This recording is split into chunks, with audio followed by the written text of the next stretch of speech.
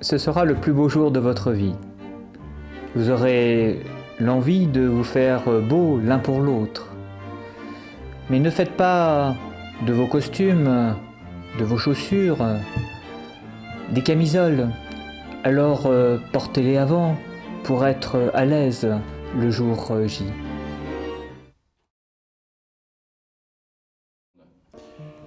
La remise des alliances est un signe fort de votre mariage. Aussi, quand vous arriverez à l'église, remettez vos alliances au célébrant directement. Il les déposera sur l'autel, ainsi elles seront visibles de vous et de tous vos invités. Et puis, quand le prêtre aura béni ces alliances, qui seront présentées bien évidemment par une personne de votre choix, pas trop jeune bien sûr, eh bien, toi par exemple, tu prendras l'alliance de ta fiancée, celle qui va devenir dans quelques instants ton épouse. Tu prendras sa main, tu la regarderas bien en face et tu lui diras les paroles du rituel avant même de lui passer la bague au doigt. En raison même du lieu où vous allez célébrer votre mariage, de ce que vous voulez faire passer dans votre mariage, vraiment, il est déconseillé de prendre des chants dans les chansons populaires ou de variétés. L'Église vous propose une variété incroyable de chants qui iront parfaitement bien avec ce que vous voulez faire passer dans votre célébration. Ce qu'il est important de faire, c'est un livret de chants afin de permettre à tous vos invités de participer, de chanter, de s'unir autour de vous. Et puis, peut-être, si vous vous sentez pas très à l'aise pour le chant, eh bien, demandez à un animateur de chant, que ce soit à la paroisse, mais probablement dans vos familles, vous trouverez quelqu'un qui sera très content, très heureux d'animer cette célébration de mariage et d'entraîner tout le monde à chanter. Il est préférable pour accompagner les chants, pour l'ambiance qu'il y aura dans cette église, de faire appel à des instruments de musique.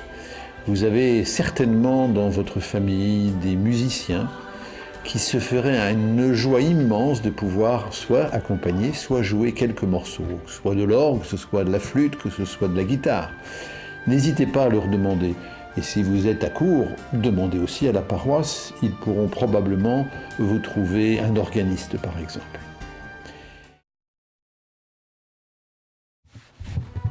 La loi française demande qu'il y ait un mariage civil avant le mariage religieux. Faute de quoi, ce mariage ne peut pas être célébré. Donc, confiez le certificat de mariage civil à une personne que vous aurez choisie préalablement, qui le remettra au prêtre ou au diacre avant la cérémonie.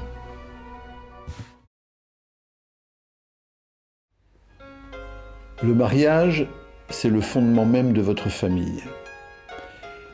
On vous remettra à la fin de la célébration un livret de famille catholique qui vous suivra tout au long de votre vie chrétienne, de votre vie de famille. Aussi, prévoyez dès maintenant de le donner à la fin de la célébration à une personne de confiance. Et quand vous le récupérerez, le lendemain ou quelques jours après le mariage, rangez-le en lieu sûr.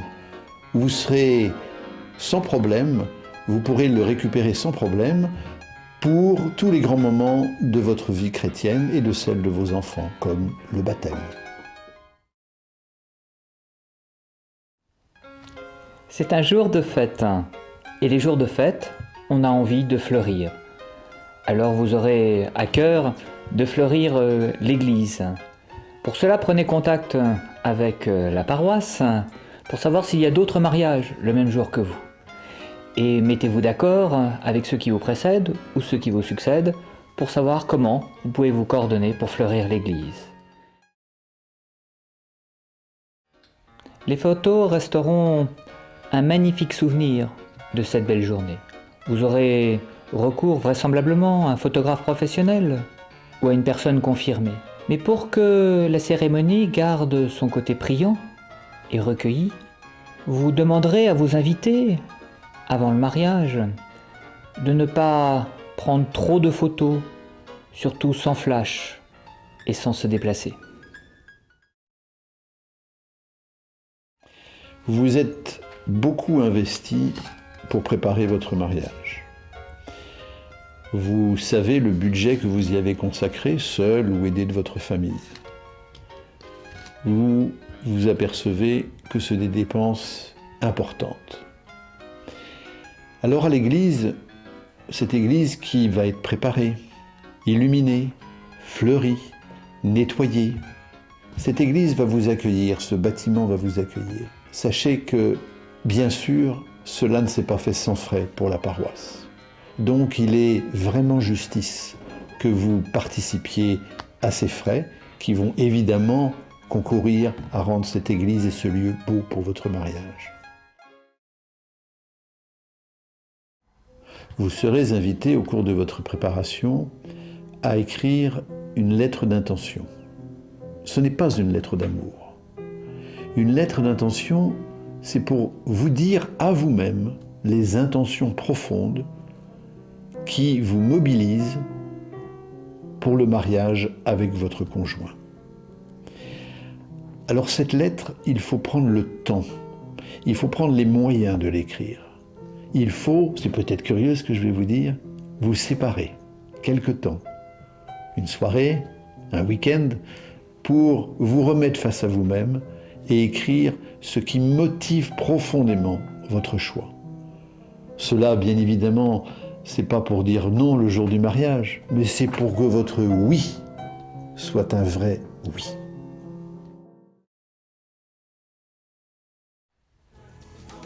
Dans quelques jours, quelques semaines, vous serez mariés. Vous savez que la fin de la célébration de votre mariage, l'Église en quelque sorte vous envoie en mission. Et la première mission, vous l'aurez déjà accomplie. C'est-à-dire que le témoignage que vous aurez donné par la qualité de votre célébration, probablement fera poser des questions à un certain nombre de personnes qui sont là. Par exemple, d'autres jeunes qui se posent la question du mariage, mais qui pour des raisons extrêmement diverses, n'osent pas demander à l'Église. Dites-leur que l'Église les accueille. Vous êtes parent d'un ou de plusieurs enfants. Vous avez décidé de les faire baptiser. C'est une excellente nouvelle, mais pas le jour de votre mariage. C'est une autre fête. Faites-le baptiser un dimanche en paroisse et ce sera aussi une magnifique fête.